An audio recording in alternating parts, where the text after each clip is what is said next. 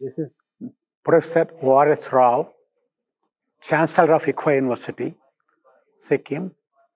I'm on the boards of 5 of the universities in the ICFAI group, and I'm the advisor for the ICFAI group. Artificial intelligence is a technology that's going to change the landscape of the entire education. In terms of the opportunities, to start with, it can enable anytime, anywhere education for the students and ensure that the students get a good learning experience along with the outcomes. Some of the areas where we can see that getting some outcomes is, to start with, there can be an adaptive learning platform that can be set up, wherein the students can get access to the courses that they would like to pursue to supplement the learning in the classroom. There in the ICFAI group, we have started a platform called Swadhyay.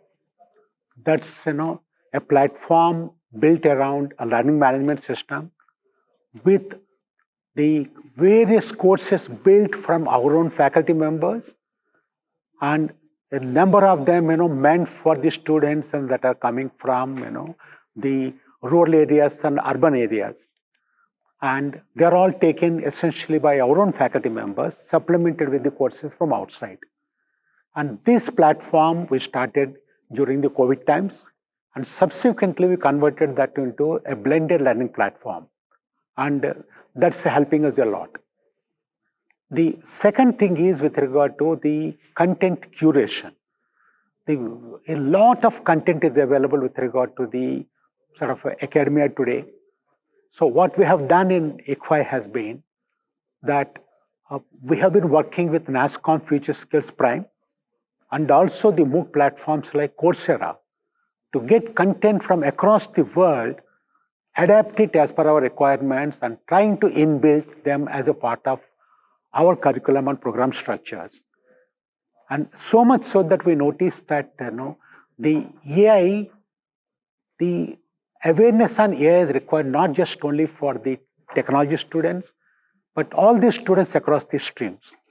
Keeping this in mind, we have introduced a microcredit courses on the artificial intelligence for everyone and also generative AI for everyone. And these courses were introduced for all the courses, be it technology, be it law, be it management, for all of them. Each of them is a one sort of unit course into that. Likewise, to leverage the kind of the strengths of the VR and AR, we have been using the virtual labs. Virtual labs, in fact, in the COVID times, we have taken the help of the virtual labs set up by the IIT Delhi. We've got an MOU with them, whereby we are using the virtual labs to ensure that our students do the experiments, be it physics, be it chemistry or IT, they can do it, and yes, they can get the results and hands-on into that. And this is something we extended further into that. At another area where we have been using AI has been with regard to the assessments. In ICFAI, we have got an online MBA program. There, for the students, the online classes go on. So we do a formative kind of assessments. As a part of the formative assessments, we capture from the students as to what they learned. And we are using that feedback and analytics to see as to, in fact, we want to understand the slow learners, or the learners, that are finding certain things difficult into that. And so that we can work out some kind of a remedial classes and in intelligent tutoring systems, we have incorporated as a part of the online programs into that. What we noticed was all of them, can be done. And today, while technology is there, the technology cannot replace a teacher. Just as we say that, so many comforts are there, just as technology cannot replace parents and parentage. Same in the case with teaching. So there, while technologies are there, ultimately, it is the teacher that is the fulcrum of teaching, learning, and assessment. So this being the case, we have to enable We have to empower and we have to motivate the teachers to use the technologies so that they can embed them and integrate them as a part of the teaching learning systems.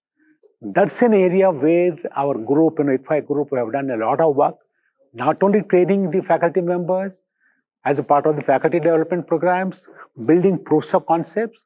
More importantly, what we noticed is, while the students come from, a similar age group cohort, as far as the teachers are concerned, they came in diverse age groups, starting from early 30s going up to 60s. And they come with different backgrounds. A lot of them may not come with a technology background. That's where being comfortable with the technology becomes very difficult for them. Keeping this in mind, what we have done was, like apart from training them, we have got sort of some of the faculties who are well versed with them to mentor them, help them and support them. Some kind of a support desk we have created. So that is something that has helped us.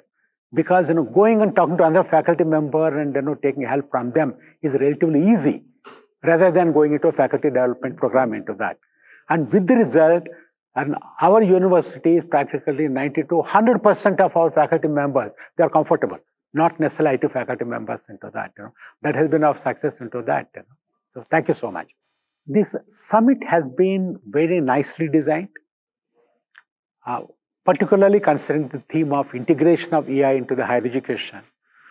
What I was most impressed was here the panel discussion that were held and the keynote speakers. They came from not only industry but also from the academia. With the result, yes, here we have covered all the stakeholders. There are technology providers, there are the industry that are recruiting the students, and ultimately the educationists. So I think ultimately the conversation among them and the discussions among them, then we get to know the viewpoints of the stakeholders and then put together some solutions to address all of them. So thank you very much for inviting me for this seminar.